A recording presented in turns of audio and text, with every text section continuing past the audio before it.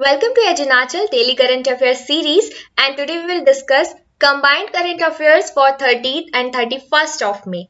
सबसे पहले हम यहाँ पे बात कर रहे हैं युवा स्कीम की जो लॉन्च की गई है गवर्नमेंट ऑफ इंडिया के द्वारा। इसका फुल फॉर्म अगर आप देखेंगे तो young upcoming and versatile authors, युवा।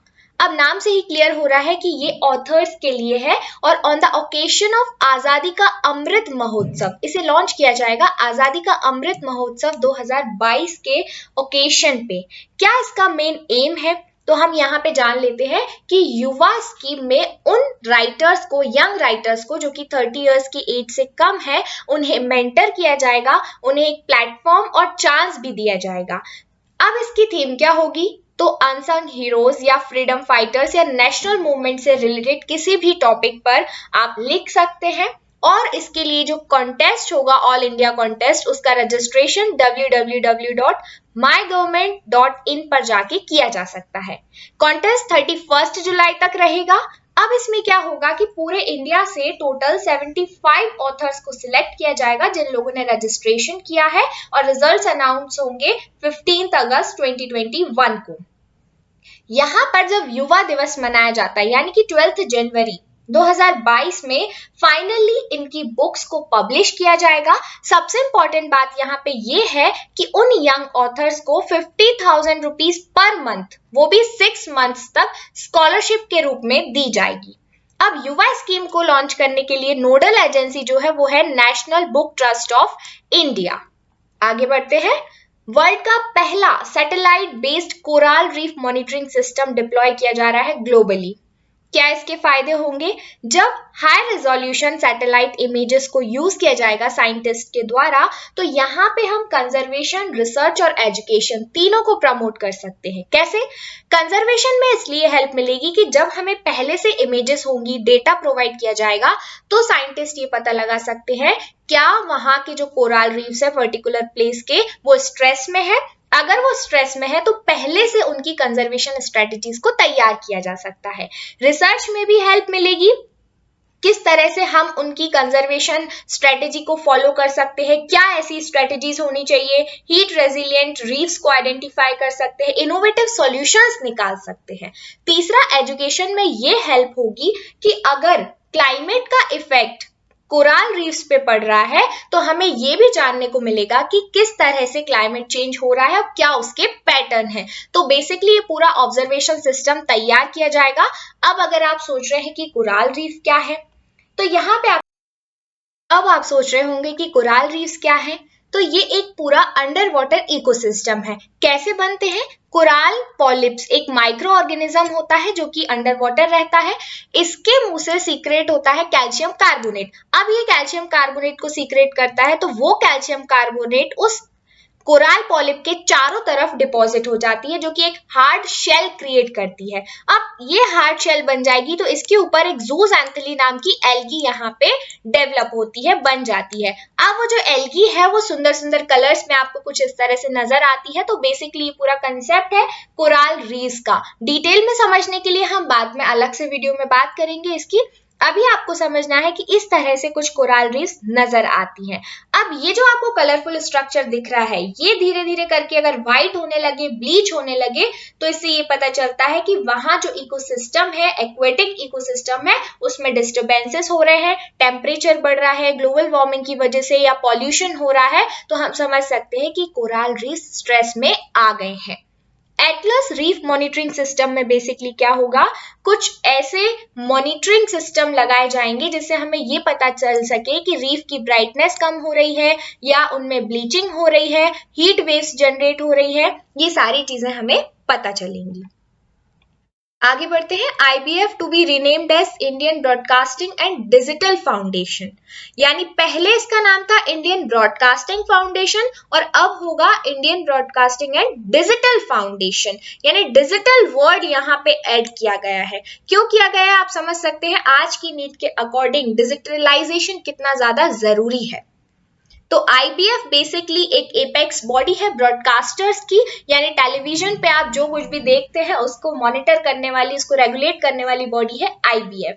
यहाँ पे एक सेल्फ रेगुलेटरी बॉडी भी बनाई जाएगी जिसका नाम होगा digital media content regulatory council, जो कि digital over the top platforms के लिए काम करेगी। साथ ही में हम बात कर लेते हैं इंडियन ब्रॉडकास्टिंग फाउंडेशन के बारे में।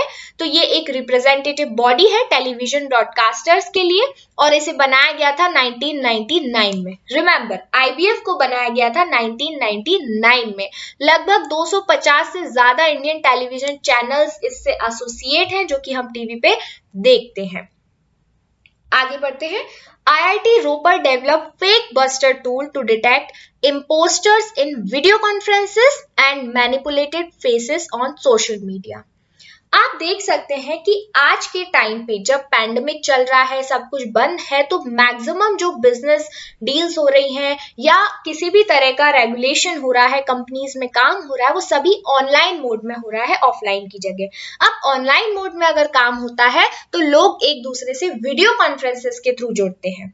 अब वीडियो कॉन्फ्रेंसेस के थ्रू जुड़ते हैं तो क्या होता है, कई बार कुछ ऐसे फेक बस्टर्स ऐड हो जाते हैं, हैक कर लेते हैं आईडी, जिसमें से वो हमारी कुछ बातों को रिकॉर्ड करते हैं या इमेजेस को रिकॉर्ड करते हैं और उनका गलत तरीके से यूज करते हैं, मिसयूज करते हैं और आगे चल के जिससे प्रॉब्लम क्रिएट हो सकती है, उस पर मजाक बनाया जा सकता है या गलत चीज को लोगों को डिलीवर किया जा सकता है। तो ये सभी रोकने के लिए IIT रोपर ने एक फेक बस्टर ऐप डाउनलोड किया है, डिटेक्टर लॉन्च किया है, जो कि इन सभी इम्पोस्टर से प्रिवेंट करेगा, उन्हें रिकॉग्नाइज करेगा कि कोई ऐसा आपके मीटिंग में तो अवेलेबल नहीं है। ये किसके द्वारा किया गया है? IIT Ropar partnership with Australia based Monash university. So remember this. क्या मोटिव है इसका? इस तरह के फेक आईडी वाले लोगों को रोकना, इस हैकिंग को रोकना। आगे बढ़ते हैं। गवर्नमेंट एक्सटेंड्स टेन्योर्स ऑफ रॉ chief Samant Kumar Goel and IB chief Arvind Kumar by 1 year. अब देखिए, समय ऐसा चल रहा है कि नए अपॉइंटमेंट्स करना काफी ज्यादा मुश्किल हो रहा है और काम भी बहुत ज्यादा है, जिसकी वजह से अभी गवर्नमेंट ने रॉ चीफ समंत कुमार गोयल, अब यहाँ पे याद रखना है कि रॉ के चीफ है समंत कुमार गोयल जी और इंटेलिजेंस ब्यूरो के चीफ है अरविंद कुमार, इन दोनों का ही टेन्योर 1-1 साल बढ़ा दिया गया है। बात करें अगर समंत कुमार जी की, तो वो 1984 बैच के IPS ऑफिसर हैं जो कि असम मेघालय कैडर से हैं और गोयल जी 1984 बैच के IPS ऑफिसर पंजाब कैडर से हैं। साथ ही साथ हमें जान लेना चाहिए कि IB क्या है। तो इंटेलिजेंस ब्यूरो बेसिकली इंडिया की एक डोमेस्टिक इंटेलिजेंस एजेंसी है जो कि सिक्योरिटी का ख्याल रखती है। अब आप सभी समझ सकते हैं कि हर एक चीज में सिक्योरिटी बहुत ज्यादा जरूरी है, तो बेसिकली इंडिया की खुफिया एजेंसी है जो सभी चीजों पे नजर रखती है। अभी जो ऑर्गेनाइजेशन में अरविंद कुमार जो कि करेंट डायरेक्टर हैं IB के, वो राजीव जैन का चार्ज लिए थे 26 जून 2019 में। यहाँ आप इमेज में देख सकते हैं, ये समंत गोयल जी हैं और ये कुमार हैं। आगे बढ़ते हैं, रॉ के बारे में जान लेते हैं। रॉ का फुल फॉर्म है रिसर्च एंड एनालिसिस विंग, यानी इंडिया की ऐसी एजेंसी जो कि रिसर्च भी करती है, एनालिसिस भी करती है और IB की तरह यहाँ इंटेलिजेंस का भी काम करती है। फॉरेन से अगर कोई भी गैदरिंग होती है या टेररिज्म की प्लानिंग बन रही होती है कहीं भी, तो इंडिया के रॉ के जो एजेंट होते हैं वो इन सभी चीजों का पूरे सिक्योरिटी के साथ या खुफिया तरीके से पता लगाते हैं, गुप्तचर की तरह। किसी को पता भी नहीं चलता है, इनकी आइडेंटिटी भी ओपन नहीं होती है और बाकी सारी बातों को पता भी ये लगा सकते हैं। एक तरह से इंडिया में जो पॉलिसी मेकर्स हैं उन्हें एडवाइस करने में इनका मेजर रोल होता है। अगर हम बात करें कि रॉ के जो फर्स्ट डायरेक्टर थे वो थे रामेश्वर नाथ राव, ठीक है, याद रखना है, फर्स्ट डायरेक्टर रामेश्वर नाथ। और अभी कौन है? रॉ के करंट चीफ समंत गोयल। हेडक्वार्टर है रॉ का न्यू दिल्ली में। Let's move forward. As Russia tensions simmer, NATO conducts massive war games. यहाँ पे आप सभी सुनते रहते होंगे न्यूज में, क्या होता है कि रशिया ने जिस तरह से क्रीमिया को अपने कब्जे में ले लिया, उसी तरह डर रहता है काफी सारे नाटो वाले कंट्रीज को कि कहीं रशिया हम पे हमला ना कर दे। तो ये सारी चीजें जो खौफ पैदा हुआ कि रशिया के खिलाफ तो उससे नाटो ने एक डिफेंस एक तरह से एक्सरसाइज कंडक्ट कराई है जिसका नाम होगा स्टीडफास्ट डिफेंडर 2021। तो आपको याद रखना है स्टीडफास्ट डिफेंडर 21, ये नाटो कंडक्ट कराने वाला है मैसिव वार गेम्स। इसमें ये क्या करेगा, बेसिकली उन सभी कंट्रीज को ट्रेन करेगा जो कि इस खतरे में है, जो कि रशिया के खतरे में है। तो आपके लिए जानना इतना ही काफी है फिलहाल। नाटो के बारे में अगर हम बात करें तो नॉर्थ अटलांटिक ट्रीटी ऑर्गेनाइजेशन, यानी नॉर्थ अटलांटिक वाली रीजन में जो कंट्रीज हैं, आप देख सकते हैं कि अटलांटिक कुछ एस शेप में है और यहाँ पे आपका अमेरिका वाला पार्ट है, नॉर्थ अमेरिका, और यहाँ पे साउथ अमेरिका, यहाँ पे रशिया है। तो जो नॉर्थ अटलांटिक वाले कंट्रीज हैं यहाँ पे और यहाँ पे, ये सभी इस ट्रीटी के मेंबर हैं। Basically North Atlantic Treaty Organization sign की गई थी 4 अप्रैल 1949 को। 4 अप्रैल 1949 नाटो का हेडक्वार्टर है हेरेन ब्रुसेल्स में, हेरेन ब्रुसेल्स में हेडक्वार्टर है जो कि बेल्जियम में है। आगे बढ़ते हैं। ZebPay launches first crypto based lending platform in India. Phone में आप सभी ऐड भी देख रहे होंगे, ज़ेव पे का काफी ऐड आ रहा है। इन्होंने पहला crypto based lending platform launch किया है। जैसे कि जो लोग स्टॉक मार्केट में ट्रेड करते हैं उसके लिए काफी सारे प्लेटफॉर्म्स होते हैं, लेकिन क्रिप्टो करेंसी में ट्रेड करने के लिए अभी इंडिया में एक ही प्लेटफॉर्म लॉन्च किया गया है जिसका नाम है ज़ेव पे। तो कोई आपसे अगर पूछता है एग्जाम में कि what is ZebPay, so it is crypto based lending platform. ये पूरी तरह से ओपन और फिक्स टर्म लैंडिंग प्रोवाइड कराएगा। यहाँ पे जाके लोग बिटकॉइन, एथेरियम, टेथर और डाई टोकन्स में ट्रेड कर सकते हैं अभी फिलहाल। आगे चल के अगर ये दूसरे क्रिप्टो करेंसीज को भी अलाउ करते हैं तो बात होगी, लेकिन अभी फिलहाल ये 4 यहाँ पे होंगे। और इसमें कुछ गारंटेड रिटर्न्स भी हैं, जैसे कि आप देखेंगे यहाँ पे 3% बिटकॉइन पर है, 7% इरिथ्रम पर है और डाई एंड टीथर पे लगभग 12% तक है। यहाँ पे क्या होगा कि फिक्स टर्म लेंडिंग होगी जिसमें 7 डे, 30 डे, 60 डे और 90 डे के पीरियड्स के लिए ट्रेड की जा सकती है। अब ज़ेव पे क्या है? Indian bitcoin exchange. नेक्स्ट हम बात करते हैं क्रिप्टो करेंसी के बारे में। क्रिप्टो करेंसी एक डिजिटल एसेट है और मीडियम ऑफ एक्सचेंज है, यानी यहाँ पे जिस तरह से हम रुपए को मीडियम ऑफ एक्सचेंज के लिए यूज करते हैं उसी तरह से क्रिप्टो करेंसी को भी कर सकते हैं, लेकिन ये पूरी तरह से डिजिटलाइज्ड होता है। आप इसे फिजिकली हाथ में लेके किसी को देने नहीं जा सकते हैं, टोटली डिजिटल होता है और स्ट्रॉन्ग क्रिप्टोग्राफी इसमें यूज की जाती है। एंड टू एंड एनक्रिप्शन होता है, कोई भी इसे डिटेक्ट नहीं कर सकता है कि किसने दिया और किसने लिया।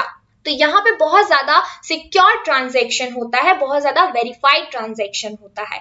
बिटकॉइन सबसे पहले रिलीज किया गया था 2009 में, 2009 में ओपन सोर्स सॉफ्टवेयर की तरह, and it is the first decentralised cryptocurrency. यानी आज के टाइम पे बहुत सारी क्रिप्टो करेंसीज हैं, जैसे यहाँ हमने देखा था ये 4 तरह की ज़ेव पे अलाउ होंगी, बट फर्स्टली अगर 2009 में बात की जाए तो बिटकॉइन ही थी जिसे फर्स्टली लॉन्च किया गया था।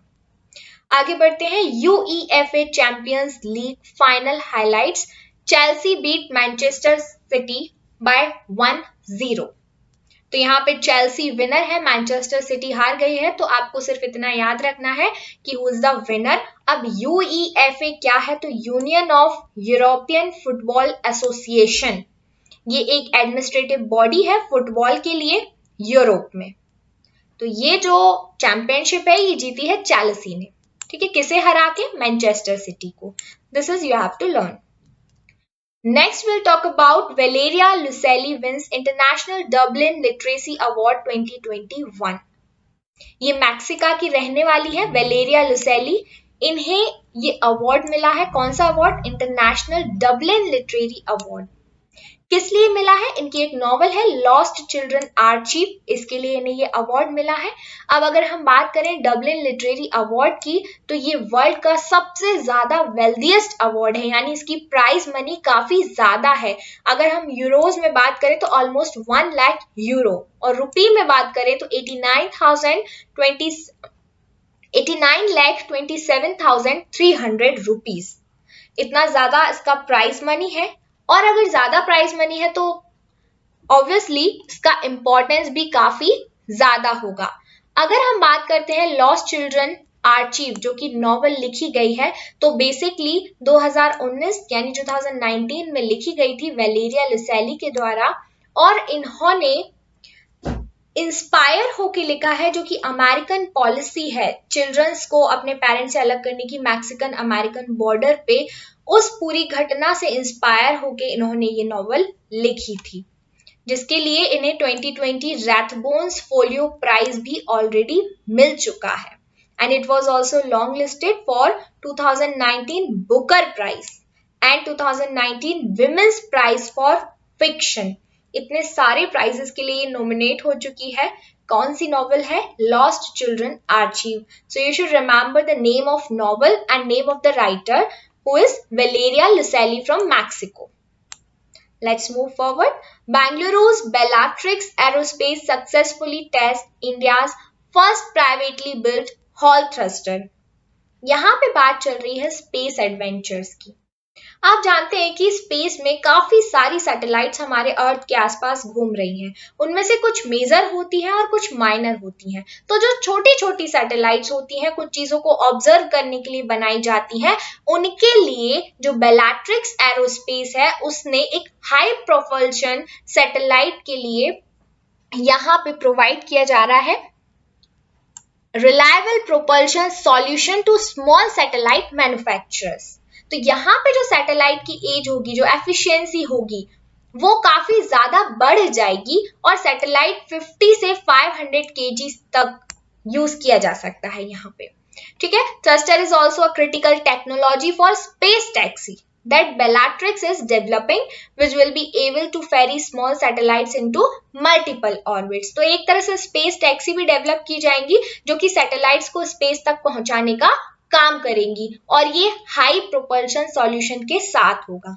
अगर हम बात करें बेलाट्रिक्स एरोस्पेस की, तो ये एक इंडियन प्राइवेट एरोस्पेस मैन्युफैक्चरर है जो कि स्मॉल सैटेलाइट कंपनी है। ठीक है। छोटी छोटी सैटेलाइट्स ये बेसिकली मैन्युफैक्चर करता है। कहाँ पे हेडक्वार्टर है?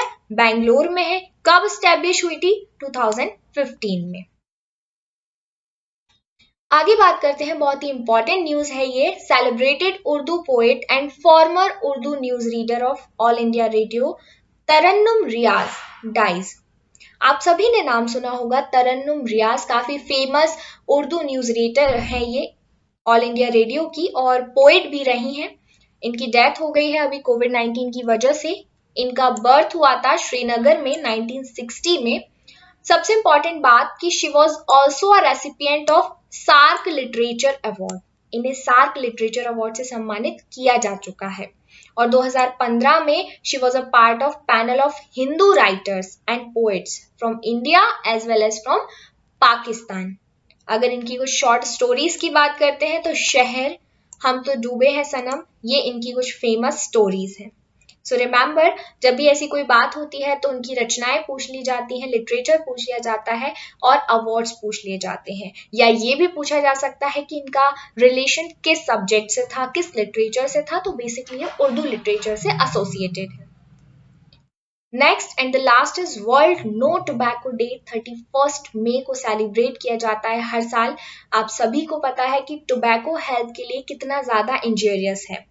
तो यहाँ पे प्रमोशन किया जाता है कि आप टोबैको को छोड़ दीजिए। नो टोबैको डे ये 1987 से कंटिन्यूसली मनाया जा रहा है ताकि लोगों का अटेंशन लिया जा सके कि टोबैको किस तरह से सेहत के लिए हानिकारक है, स्पेशली फॉर लंग्स।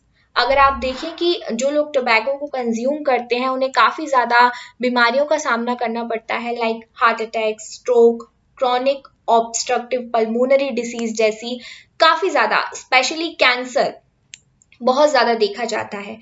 तो इस तरह की बीमारियां ना हो, इससे निजात पाई जा सके, उसके लिए एंटी टोबैको डे मनाया जाता है हर साल 31 of May. You should remember 31 of May. ये ऑलरेडी एग्जाम में पूछा जा चुका है, तो आगे भी आने की एक्सपेक्टेशन है, इसलिए आपको ये डेट याद रखनी है, 31 of May, anti tobacco day. So thank you so much for today. We will be back soon with new series.